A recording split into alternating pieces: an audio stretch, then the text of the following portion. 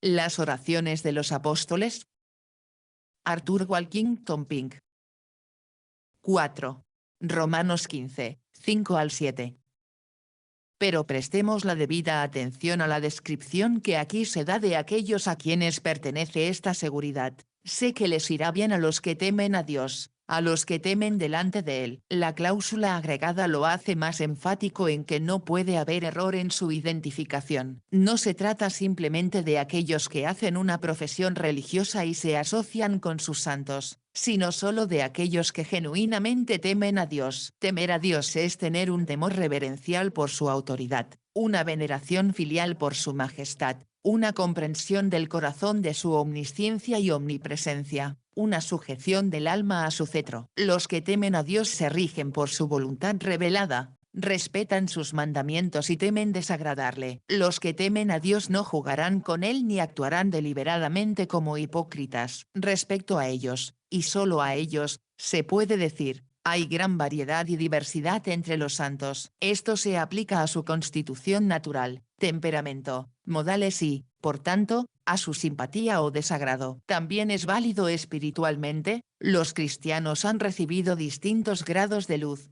medidas de gracia y diferentes dones. Una de las razones por las que Dios ha ordenado las cosas así es para probar su paciencia, darles la oportunidad de ejercer el amor y la ocasión para mostrar mansedumbre y paciencia. Todos tienen sus imperfecciones y debilidades. Algunos son orgullosos, otros malhumorados, algunos son censores y otros irreflexivos, y en diversos sentidos es difícil llevarse bien con ellos. Las opiniones difieren y las costumbres no son en absoluto uniformes. Bajo el nuevo pacto ya no hay ninguna distinción a los ojos de Dios entre diferentes tipos de carne ni de los días sagrados apartados para el ejercicio religioso que prevalecían bajo la economía judía. Algunos de los primeros cristianos percibieron esto claramente, otros no reconocieron o no quisieron reconocer tal libertad. Esta diferencia de opinión generó disensiones y perturbó el compañerismo. Para eliminar este mal y promover el bien, el apóstol estableció ciertas reglas que pueden resumirse así. Primero, cada uno esté plenamente persuadido en su propia mente. 14. 5. Y no se deje llevar ciegamente por las opiniones o costumbres de los demás. En segundo lugar, no censures ni condenes a los que difieren de ti. En tercer lugar,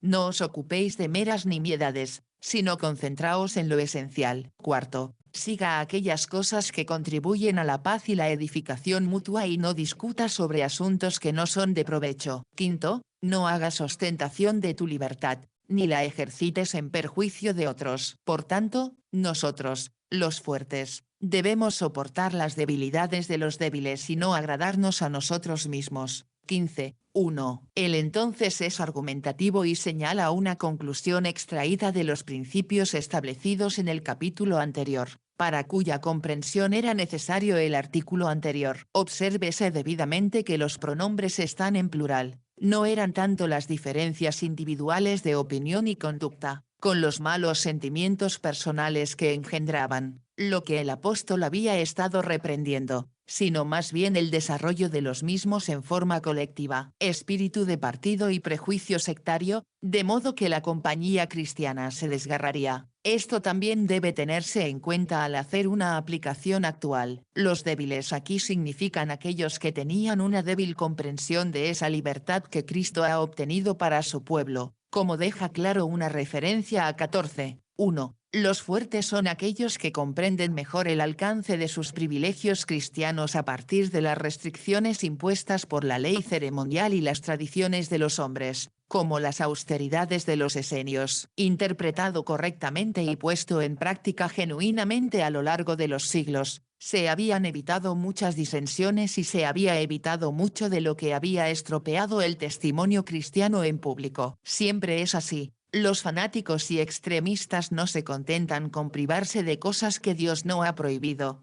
sino que son celosos en esforzarse por imponer su voluntad a todos, mientras que otros que los usan con moderación se contentan con ocuparse de sus propios asuntos y dejarlos en paz.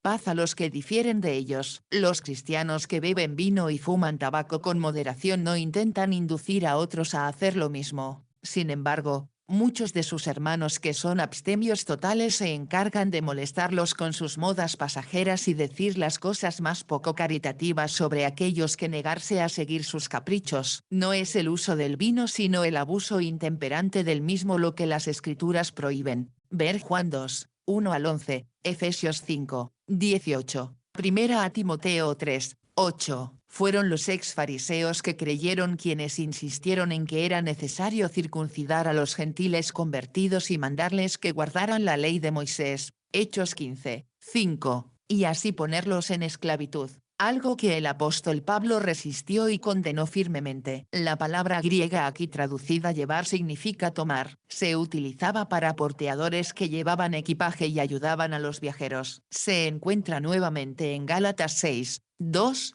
solo que el apóstol allí menciona cargas en lugar de debilidades. Ver también Lucas 14, 27, Romanos 11, 18. Este término también ayuda a determinar la interpretación de lo que se está considerando y, por tanto, fija la aplicación adecuada. Aquí no se nos ordena soportar los pequeños caprichos o escrúpulos de los demás, sino prestar ayuda práctica a aquellos que van a la zaga del resto. Una carga es algo que puede hacer que su portador se detenga o desmaye en el camino, incapacitándolo en su peregrinaje. A los fuertes se les pide que ayuden a estos débiles. Como la caridad exige que atribuyamos sus debilidades a la falta de comprensión, es deber de los mejor instruidos tratar de iluminarlos. Sin duda sería más fácil y agradable dejarlos en paz, pero no debemos complacernos a nosotros mismos. Aparentemente fue en este punto que los creyentes gentiles habían fracasado, porque mientras los cristianos judíos eran agresivos al tratar de imponer su punto de vista a los demás, los gentiles parecen haber adoptado una actitud negativa. En el pasaje que tenemos ante nosotros se exhortó a los santos romanos a dejar de mantener su actitud negativa, por mucho más fácil y agradable que fuera continuar en la misma. Y no agradarnos a nosotros mismos no significa abstenerse de algo que les gustaba,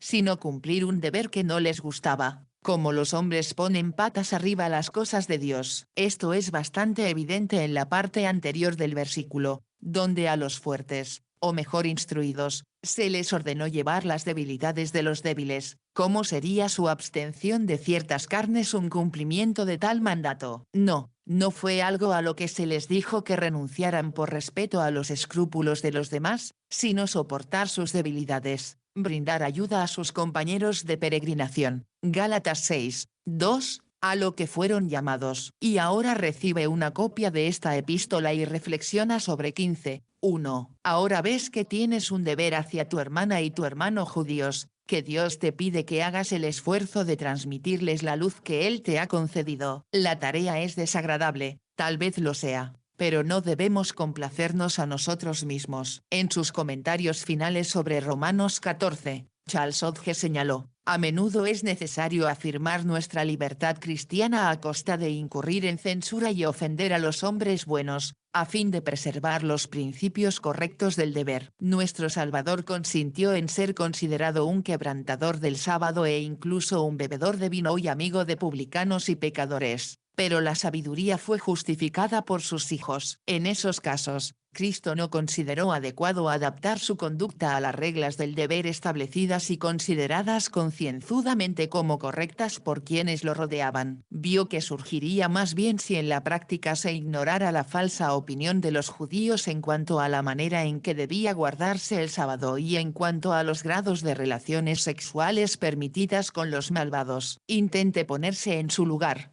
Lector mío, imagínate que eres Lidia o el carcelero de Filipos. Toda tu vida pasada había transcurrido en la oscuridad y la idolatría del paganismo. Cuando, sin que la buscaras, la gracia soberana de Dios abrió tu corazón para recibir el Evangelio. Ahora eres una nueva criatura en Cristo Jesús y has podido percibir tu posición y libertad en Él. Al lado suyo, quizás, viva una familia de judíos conversos. Durante todas sus vidas pasadas han leído las Escrituras y adorado al Dios verdadero, y aunque han recibido a Cristo como el Mesías prometido y como su Salvador personal, todavía están esclavos de las restricciones de la ley mosaica. Te maravillas de su aburrimiento, pero consideras que no es de tu incumbencia interferir. ¿Esto por hacer? Bueno, ¿cuáles eran sus debilidades? Pues, abstinencias autoimpuestas por ignorancia de la verdad. Por tanto, era deber de los cristianos gentiles exponer a sus hermanos judíos el camino de Dios más perfectamente. Hechos 18, 26. Porque ni siquiera Cristo se agradó a sí mismo,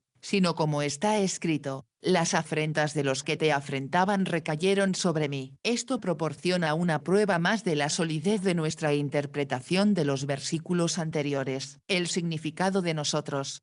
No deberíamos agradarnos a nosotros mismos queda más allá de toda incertidumbre por lo que aquí se dice de nuestro Señor. En su caso, significaba algo muy diferente a abstenerse de las cosas que le gustaban, y ciertamente todo lo contrario de intentar congraciarse con la estima de los hombres halagando sus prejuicios. No, más bien Cristo estaba en todas las cosas regulado por la regla divina, no era su propia voluntad, sino la voluntad de su Padre lo que lo gobernaba. No intentar obtener la aprobación de sus semejantes, sino más bien buscar su bien y la edificación de sus hermanos fue lo que lo impulsó uniformemente. Que lo que hemos tratado de exponer anteriormente resalta, o al menos señala, el verdadero significado del versículo 1 queda inequívocamente establecido en el siguiente versículo. Cada uno de nosotros agrade a su prójimo para su bien, para edificación. Romanos 15, 2. Esta es obviamente la amplificación en forma positiva de la cláusula negativa del versículo anterior. Edificar a un hermano aquí llamado prójimo según la terminología judía, es edificarlo en la fe, y el medio designado para ello es instruirlo e iluminarlo con la verdad. Cabe señalar cuidadosamente que este agradar a nuestro prójimo no es simplemente ceder a sus caprichos, sino un esfuerzo laborioso para promover su conocimiento de las cosas divinas, particularmente en los privilegios que Cristo le ha asegurado. Puede resultar una tarea ingrata, pero debe emprenderse, porque la preocupación por su bien así lo requiere. Si a él le molestan tus esfuerzos y te insulta, tus faldas están limpias y tienes la satisfacción de saber que has intentado cumplir con tu deber honestamente. Y en el ejercicio de tal caridad desinteresada, lejos de ser apreciado por ello, se acarreó reproches. Y si el discípulo sigue su ejemplo, no debe esperar que le vaya mejor. Y los ejemplos de piedad que contiene nos estimularán. Véase Santiago 5, 10. En segundo lugar, una reflexión en oración sobre el Antiguo Testamento nutrirá esa misma gracia que más será necesario ejercer al cumplir con las exhortaciones anteriores. La paciencia al tratar con aquellos que difieren de nosotros,